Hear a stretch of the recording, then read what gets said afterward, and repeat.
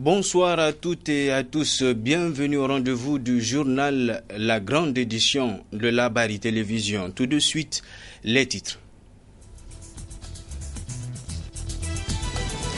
La ville d'Agadez honorée, elle fait désormais partie du patrimoine mondial de l'UNESCO. Nous en parlerons dans cette édition.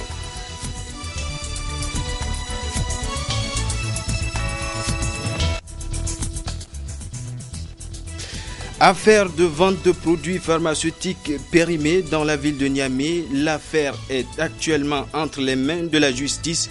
3 personnes sont inculpées. Nous en parlerons également dans cette édition.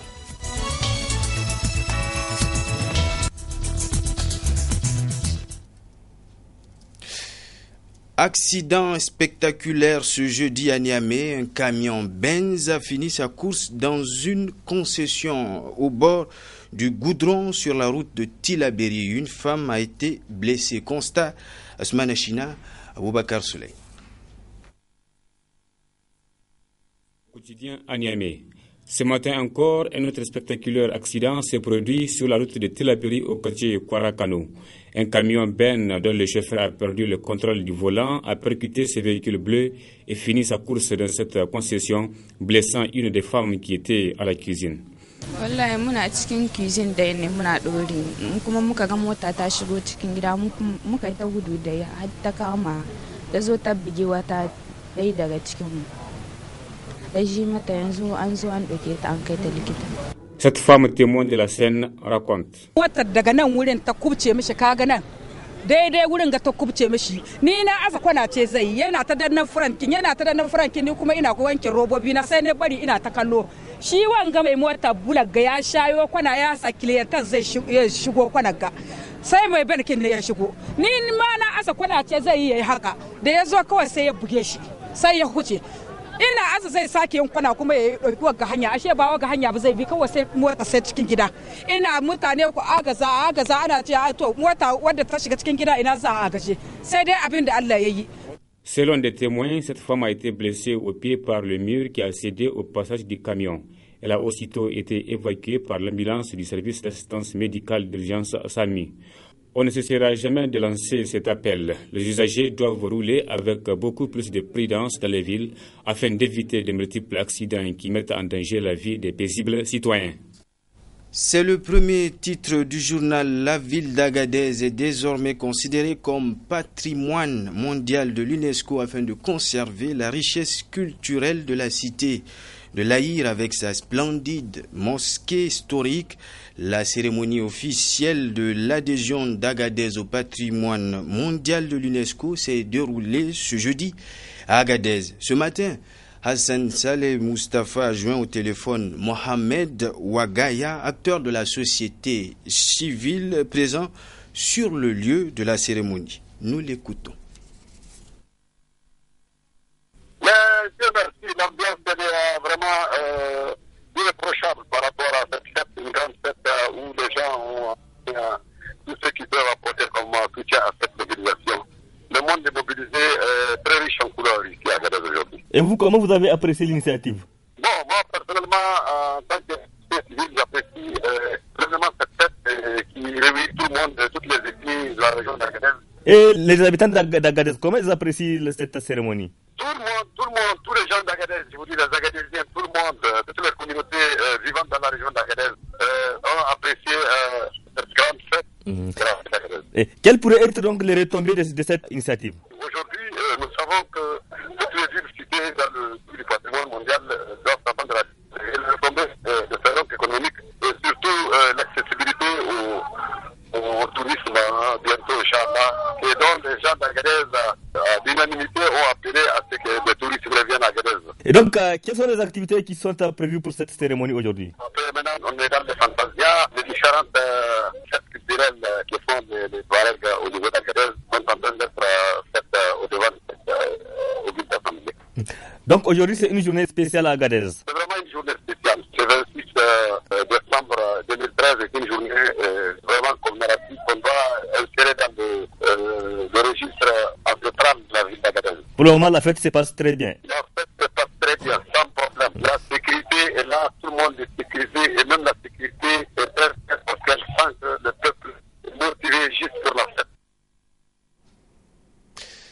Restons encore dans la ville d'Agadez, le centre historique de la ville d'Agadez. La plus importante ville du nord du Niger fait désormais partie du patrimoine mondial de l'UNESCO. Nous avons parlé de ça tout à l'heure. Agadez, une ville appelée aussi porte du désert, est un véritable point de transit entre l'Afrique subsaharienne et l'Afrique du Nord. Reportage Hassan Saleh Mustafa. La ville d'Agadez, avec sa grande mosquée coiffée d'un imposant minaret en terre crue de 27 mètres, un héritage du passage de l'empereur malien Askia Mohamed, constitue le phare du tourisme au Niger. La reconnaissance internationale que lui accorde UNESCO vient couronner une dizaine d'années d'efforts. La ville d'Agadez est un centre assez particulier. De par son histoire, c'est la plus vieille ville du Niger. C'est pratiquement, on dit, le port du Sahara. Et c'est la porte du Sahara, le port et la porte du Sahara. Et pour le Niger, elle est pleine de symboles et elle est chargée d'histoire. Agadez, sa création remonte au XIVe siècle. Et ça fait donc des années derrière nous que cette ville existe. Et c'est une ville donc commerçante. Elle a été aussi une ville très intellectuelle et culturelle et très scientifique aussi. Donc de ce fait-là, Agadez remplit tous les critères pour être une ville à proposer comme patrimoine mondial. Sa richesse, c'est sur le plan de vue architectural, mais aussi sur le plan de vue aspect de culture immatérielle qui n'est pas des bâtiments. Et c'est aussi l'organisation de sa société, c'est son artisanat. Donc Agadez est une ville qui, de par son histoire et de par son patrimoine architectural, culturel, mérite donc d'être inscrite sur le patrimoine mondial.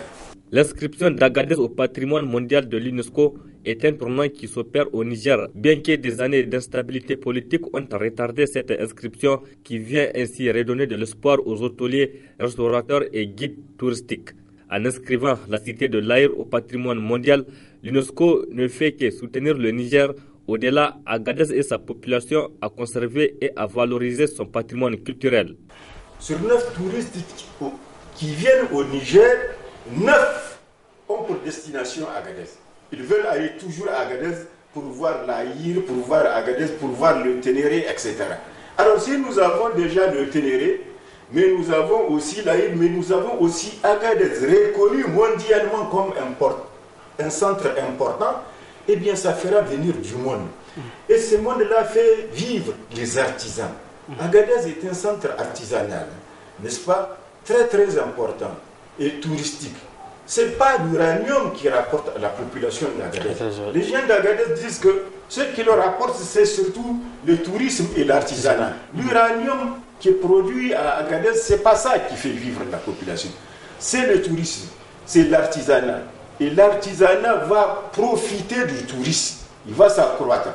Mais dans l'artisanat, vous avez les femmes, presque la majorité des femmes d'Agadez vivent essentiellement de l'artisanat, n'est-ce pas? Vous avez des forgerons qui travaillent l'or et qui travaillent surtout aussi l'argent, la croix d'Agadez dont on parle et d'autres bijoux qui sont fabriqués à Agadez.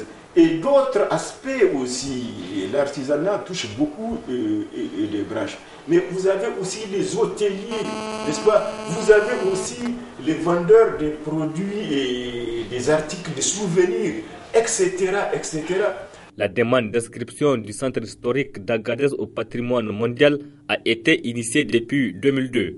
Mais il a fallu 11 ans après pour que le projet puisse enregistrer une avancée en juin 2013.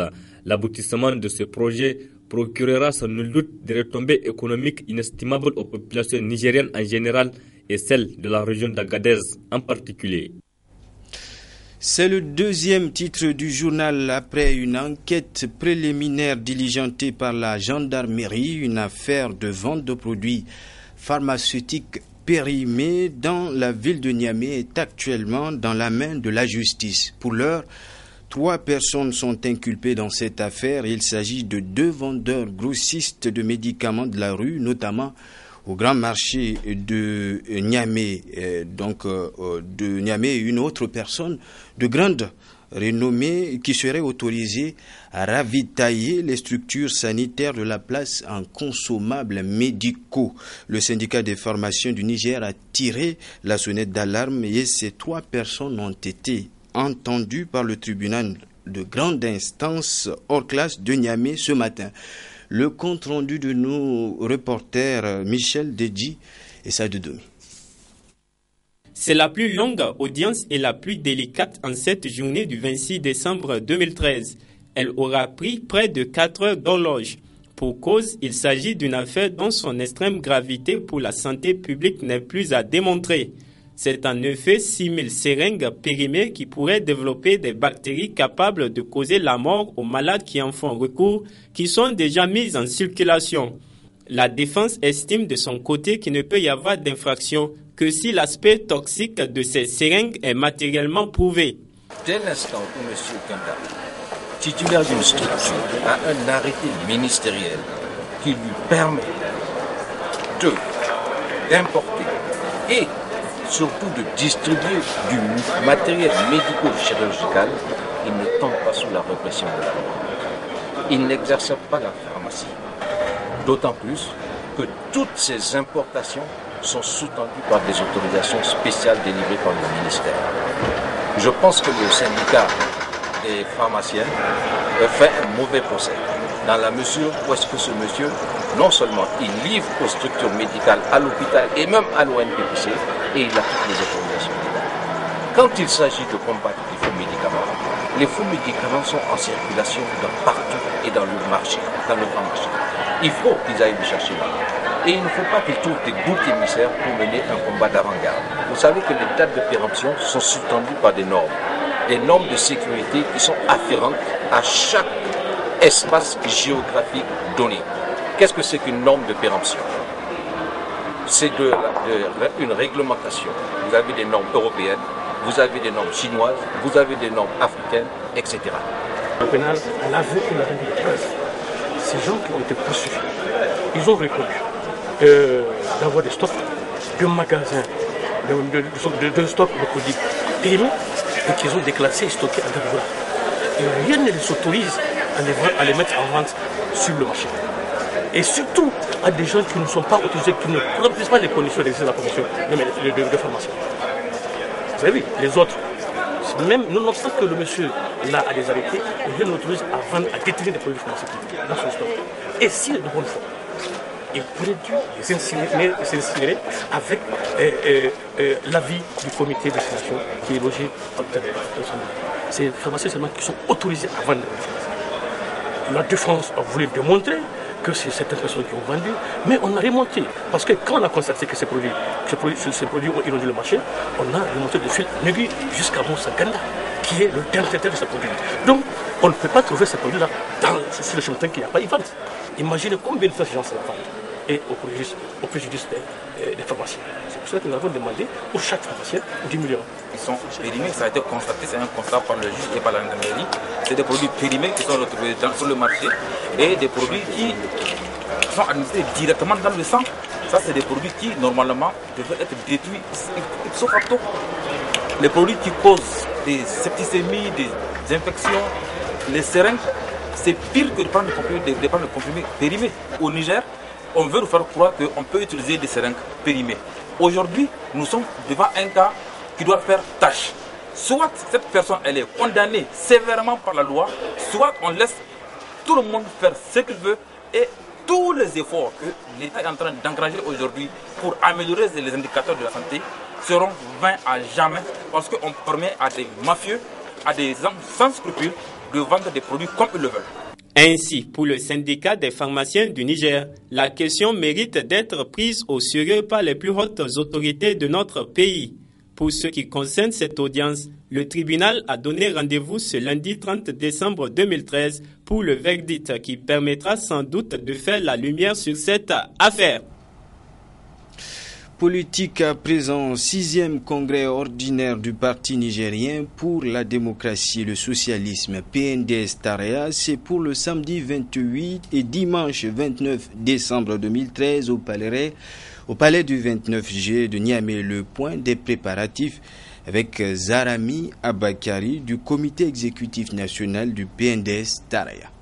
Cela fait plusieurs semaines que le comité d'organisation est à pied d'œuvre pour mettre en place la logistique, pour faire en sorte que le transport des délégués puisse être assuré et que toutes les mesures qui concourent à la réussite de ce congrès-là puissent être prises dans les meilleurs délais afin que ce congrès soit une réussite. Nous allons recevoir plus de 2000 délégués, plus de 2000 congressistes qui viennent aussi bien de l'intérieur de notre pays, notamment de 8 fédérations du parti, mais également de l'extérieur, nos sections qui sont à l'extérieur. Et en plus de cela, nous avons des représentants de partis amis qui ont manifesté leur volonté de prendre part aux assises de ce congrès-là. Nous sommes actuellement à peu près à 48 heures de la tenue de ces assises. Tout se passe normalement. En tout cas, les préparatifs se déroulent de façon convenable et dans la sérénité. Vous savez, ce congrès va se tenir dans un contexte assez particulier.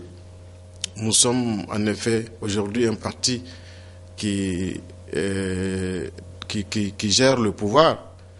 Cela veut dire aussi que nous avons à assumer beaucoup de responsabilités. Ce n'est pas comme à l'époque où nous étions dans l'opposition. Ça, c'est la première chose. La deuxième chose, c'est que c'est un congrès qui va se tenir pour une fois en l'absence du président Issoufou Mahamadou, qui a été pendant longtemps celui qui a assuré le leadership incontesté au niveau du PNDS-Taraya. Ce congrès va se tenir sans lui. La troisième chose, c'est que c'est un congrès qui va se tenir pendant que le parti commémore le 23e anniversaire de sa création. Donc voilà autant d'éléments qui font de ce congrès un congrès particulier. Il s'agira, lors des assises de ce congrès, de présenter le bilan du comité exécutif national sortant, c'est-à-dire le bureau politique sortant. Il s'agira également de redéfinir le programme d'action du parti et l'orientation qu'il faut donner. Nous allons aussi procéder à la révision des textes fondamentaux du parti, notamment les statuts et les règlements intérieurs. Nous allons aussi procéder au renouvellement des instances dirigeantes, notamment le comité exécutif national, le comité central et la commission des comptes. Après la politique, parlons à présent de la culture. Conférence de presse ce matin au SNAD du groupe Soga. Objectif, présenter son deuxième album de 12 titres intitulé Fraternité, dont le vernissage aura lieu le 27 décembre 2013, donc demain. Reportage Memouna Daouda et Ali Doubrema. Il s'agit à travers cette conférence de presse organisée par le groupe Soga de présenter son deuxième album composé de 12 titres intitulé Fraternité. Le choix du nom de cet album n'est pas fortuit, car les membres du groupe Soga ont jeté un regard particulier sur la fraternité entre les Nigériens. Ça fait beaucoup d'années que l'Afrique est en quête de paix.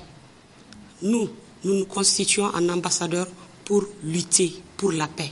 On veut la paix en Afrique parce que l'Afrique a finalement besoin de se développer. Or, sans un contexte de paix, on ne peut pas se développer. C'est pour cela que notre deuxième album va tourner autour de la thématique paix. Bien qu'il y ait d'autres thèmes à l'intérieur, mais on ne peut rien faire sans la paix. Et la fraternité, c'est un clin d'œil à tous les Nigériens pour qu'on puisse mettre la politique de côté, s'attraper les mains, le monde artistique, le monde politique, le monde des syndicats, qu'on puisse être ensemble, main dans la main, notre pays a besoin de développement. Tant qu'il n'y a pas la fraternité, donc ça fait partie de notre devise, on ne peut pas travailler et on ne peut pas espérer au progrès. 6 ans après la sortie de leur premier album au 5e jeu de la francophonie, le groupe Soga est donc à son 2e album financé sur fonds propres. Ces artistes n'ont pas manqué de remercier les autres artistes avant de lancer un appel à l'endroit de tous les Nigériens. On va essayer de dire à tout le monde de payer le disque. Nous allons garder notre disque, nous allons le vendre au même prix. Payer un disque, c'est aider l'artiste. Demander à l'artiste de donner un disque, c'est le tuer. Vous ne l'aimez pas, vous le tuez. Donc tout ce que je dirais, je demanderais vivement aux Nigériens de venir au concert au nom de la culture nigérienne. C'est tout ce que j'appelle.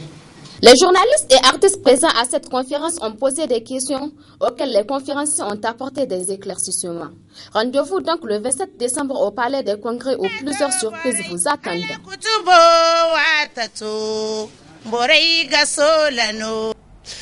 À l'international, les efforts diplomatiques se poursuivent pour tenter de trouver une issue au conflit du Soudan du Sud. Le président kenyan Uhuru Kenyatta et le premier ministre éthiopien Haïlé Mariam Desalegn sont arrivés à Djouba, la capitale. Ils ont été accueillis par le président Salva Kiir. Leur mission, lancer un dialogue entre les différentes parties sur le terrain. La situation reste préoccupante. 2 obus de mortier sont tombés dans un campement de l'ONU à Bor sans faire de victimes. Cette ville de Bor est le théâtre de combat entre les loyalistes fidèles à Salva Kiir et les rebelles qui soutiennent, eux, l'ex-vice-président Riek Machar. Voici les premières images de la ville de Bor, capitale de l'état de Jonglei, depuis qu'elle a été reprise aux rebelles. Elle témoigne de la détermination du pouvoir sud-soudanais et de la violence des combats. Je viens juste de sortir du camp et ce que je vois, c'est beaucoup de cadavres. Située à 200 km de la capitale, Bor était aux mains des forces de l'ancien vice-président Riek Machar depuis le 19 décembre dernier. Elle était tombée au terme d'un siège d'une semaine. 17 000 civils ont fui ces affrontements sur fond de tensions ethniques. Depuis la semaine dernière, la vie était juste. Il n'y avait presque plus de différence entre la vie et la mort. Nous sommes traumatisés. Ce qui s'est passé ici n'a rien à voir avec le coup d'État. Il y avait des gens qui étaient là pour tuer ceux qui n'appartenaient pas à leur ethnie.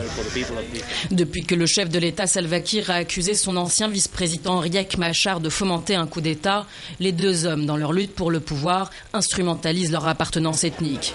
Le bilan des combats qui les opposent depuis la mi-décembre atteindrait plusieurs milliers de morts selon l'ONU, et 50 000 réfugiés se seraient placés sous la protection de l'organisation internationale. Passage à tabac d'une journaliste de l'opposition en Ukraine. On en sait aujourd'hui un peu plus sur les circonstances de cette agression. Tatiana Tornovil est tombée dans un véritable guet-apens. Une voiture noire et anonyme qui double et provoque l'accident. Au volant, Tatiana Tornovil tente une marche arrière pour s'enfuir. Dans la nuit de mardi à mercredi, sa caméra embarquée filme la scène. Mais la journaliste et activiste ne pouvait pas lutter contre ces méthodes de professionnels, celles de mafieux ou de nervis de régime totalitaire. La suite, elle la raconte depuis l'hôpital. Un véhicule m'a foncé dedans, a essayé de m'écraser. J'ai sauté hors de ma voiture, j'ai couru pour m'échapper, mais ils m'ont rattrapé et ils m'ont battu. Tatiana Tornovil a le nez cassé, une commotion cérébrale et de multiples traumatismes. C'est une chroniqueuse très critique du pouvoir ukrainien. D'après son média en ligne, Ukrainska Pravda, elle avait passé la journée à photographier les maisons du ministre de l'Intérieur et du procureur général, 2 personnalités en première ligne dans la répression du mouvement d'opposition au régime du président Yanukovych. Cette agression a provoqué un tollé en Ukraine. L'opposition accuse les autorités, même si le président condamne cette violence. Les Occidentaux ont suivi. À Kiev ce dimanche, un grand rassemblement est prévu en solidarité avec la journaliste hospitalière. Et c'est la fin de cette édition d'information. Passez une excellente soirée en compagnie de nos programmes sur Labari Télévision. À bientôt.